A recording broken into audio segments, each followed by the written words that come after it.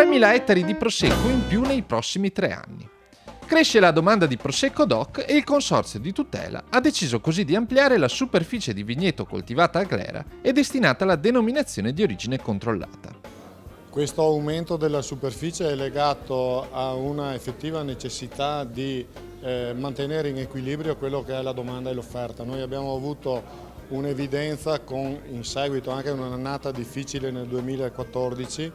che nel 2015 abbiamo avuto una carenza di disponibilità di prodotto, con una evidente tensione nel mercato, una mancanza di disponibilità per gli imbottigliatori per andare a soddisfare quelle che erano le loro esigenze contrattuali. La crescita degli spumanti nel mondo sarà nei prossimi anni di circa dal 5 al 7%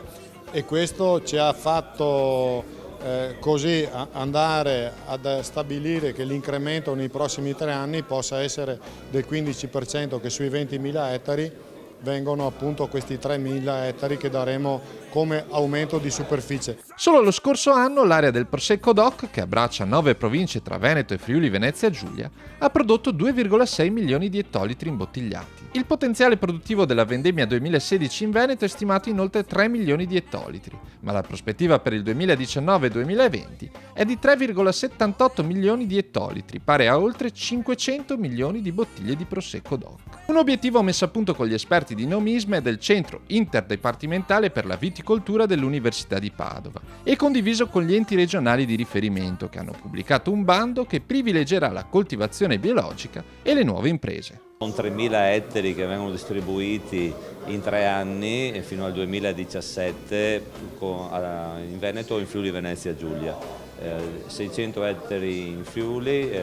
altrettanti rimanenza in Veneto e che andranno a metà per i produttori storici, l'altra metà a 600 nuove aziende nel Veneto che si avvicineranno a questa coltivazione e che porterà sicuramente un reddito maggiore, un'opportunità maggiore a questi nuovi imprenditori. La scelta del Consorzio che è stata recepita dalle regioni è proprio quella di andare a favorire lo sviluppo dell'agricoltura biologica e poi dare l'opportunità ai giovani di entrare in questo mondo che gode di questa fortuna, per dare la possibilità a nuove aziende, a nuove famiglie di poter incrementare il proprio reddito.